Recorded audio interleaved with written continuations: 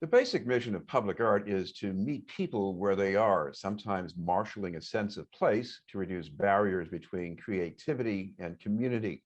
That's also very much a goal of the Accelerator program being offered by the nonprofit incubator Now and There. Its newest project is to help early and mid-career artists create new work in Boston involving the theme of mobilization. To tell us about the effort are Now and There's curator, Leah Triplett Harrington, and a participant in one of the recent Accelerated programs, who's also Associate Director of the Center for Art and Community Partnerships at Mass Art, Ekua Holmes. I'd like to thank you both very much for being with us.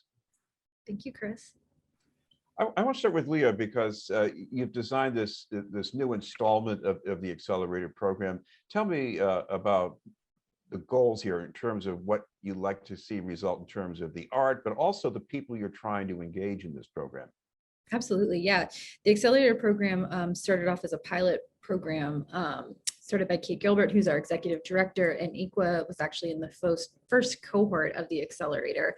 And I should actually kind of explain what an accelerator is. It comes from the business world, specifically the startup world, where entrepreneurs get a really great crash course in how to take their idea into a profitable business. And the idea here is that Now and There's offering not a fellowship, not a grant, but something that is a little bit of again, like a really quick course on how to create public art, both conceptually and practically speaking, because it's a really dynamic and competitive field. And we totally recognize and understand that our arts education right now is not exactly incorporating things like, fabrication, maybe fabrication, but maybe not, social media and marketing, PR, how to negotiate a contract. So we offer a mix of hard and soft skills that give artists, primarily studio-based artists, the sensibilities that they need to be able to compete in the field. We're turning to Ekua Holmes. I became familiar with your art even before you were in the Accelerated program. So I thought you were pretty accomplished by then already, but what did you learn from this program that you didn't have going for you before?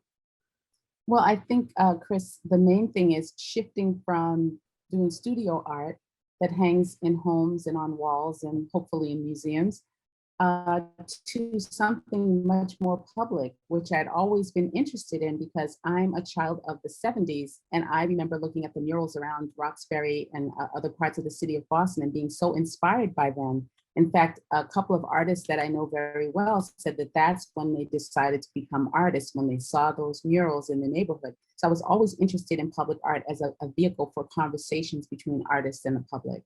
And the Accelerator really gave me, as Leah said, a crash course in some of the things that I had never done before.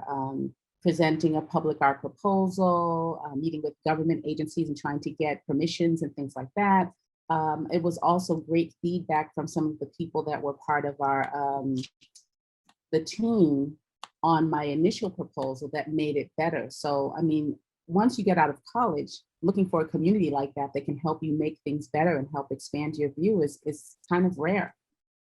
Leah, of course, what you're trying to do in a lot of your activity at There Now is to have us rethink what art is, what it does. I was thinking of one recent project, the playground in Columbus Park, at the North End waterfront area. Some people might walk by it and think it's just part of the playground, but it's also something else. What's going on there? That's a great question. That's a big question. I think, as I said, the field of public art is really dynamic and challenging, and we're in a moment where we really are asking our artists to come out of the studio and get into public space and confront really challenging social issues of our time. And that's, as Ekua was alluding to, that does take a measure of communication or presentation skills that are not always kind of in the artist toolkit coming out of art school. So the project you're talking about, The Shape of Play, that was in Waterfront Park last fall, that is something that comes from Sari Carell's studio-based artist, but we worked with her really hard to develop something that was going to be meaningful for a general audience member, everyone from someone walking their dog in the park every day to someone doing yoga. Where's the accessibility or touch point for them.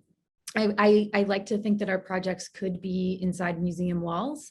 They're very accessible, but and engaging, but they're not.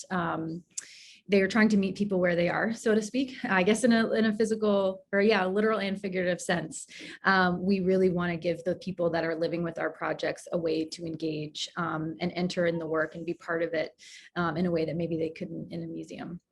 Ekua Holmes, Can I yes, please. chime in on that just a little bit? We're also at a time when we are rethinking lots of monuments, public monuments around the country, maybe even around the world. And so this gives us time to think about what will the monuments of the future, what is the public art of the future? So shape of play, for instance, play is not a subject that if you look back 10 years, you don't see that subject in public art. You don't see flowers as a form of making a public art monument in the past. So we are sort of turning things upside down, and no idea is crazy, giving us a chance to really rethink what we want in the public landscape. Is it steel? Is it stone? Is it painting? Is it all of those things? And so it's a really great time to be involved in public art in this city. Mm-hmm. Speaking of flowers, Ekua Holmes, I've stopped and looked at sunflowers in Roxbury going back years. I mean, I see this radiant color. Kandinsky might call it the audacity of yellow. You took that to a whole other level. Explain what resulted finally when you got hold of it.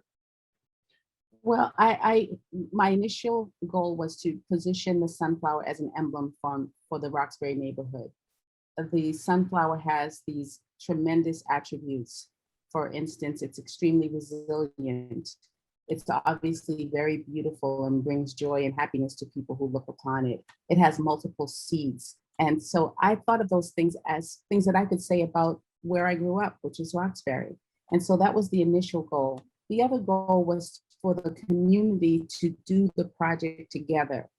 It wasn't Ekua's sunflower project, it was Roxbury's sunflower project. So anyone could plant in their front yard, in their backyard, at their office, it didn't matter. We were doing it collectively. So that to me was one of the most important things about, and is one of the most important things about Roxbury Sunflower Project, is we take this time of year and we all plant together, we all grow together, we all harvest together in the fall. And so it's a movement. And I hope that other people are getting that sense when they look upon the fields of sunflowers that we've been able to cultivate and share. Well, yeah, I know that's possibly an inspiration for some other bright ideas in the project, but if people have an idea and they want to pursue it, what's going to happen? And explain the process if they want to take part in this call for new works. Sure, yes. For this year, for the first time, we're running an open call. So emerging established artists in the Boston area, you don't have to be a Boston resident, you can be in Greater Boston. You can go online and apply. We're taking applications through midnight on June 15th. And basically, we're not asking people to apply with a project, or a proposal in place. We ask you, some questions about why you want to take your work public, how you've engaged with audiences, different types of audiences before, but really we're looking to start fresh with folks. So we'll be accepting 4 artists into the cohort this year and really giving them some one-on-one mentorship, and again, hoping to develop a nice community of artists that can develop ideas together in tandem. So once the cohort is assembled, we will start with a series of workshops. We have 14 workshops over, I think, a 6, 7, 8 month period. It's a pretty intense time commitment that, we try to work with everyone to make work for their schedules. All of our artists coming in have always been working artists, whether, and have kids and families, and they're the whole people. So we definitely will work with the cohort within reason. But people, we talk really early on about kind of the history of public art in Boston and also nationally, as we're kind of talking about in this call, the field has really just exploded in the last, 20, 30 years to a place where we're doing public art is things like the sunflower, which is ephemeral, but also completely socially engaged and has so much kind of conversation and collaboration around it. A really beautiful gesture that is not, a steel or permanent piece. So we have a lot of conversations about that. We have conversations about how to build a budget, how to build a timeline, permitting, and then we then transition into thinking more concretely about their projects, where they want to be. We want all our artists to be in neighborhoods. It's a really critical component. And then come January, they will pitch a project and each potentially receive $25,000 to complete their project with our support. Like what often happens that with art, what starts in the outside world ends up in a museum. And in some way, I think that has happened to your sunflower project. Interestingly, it certainly has.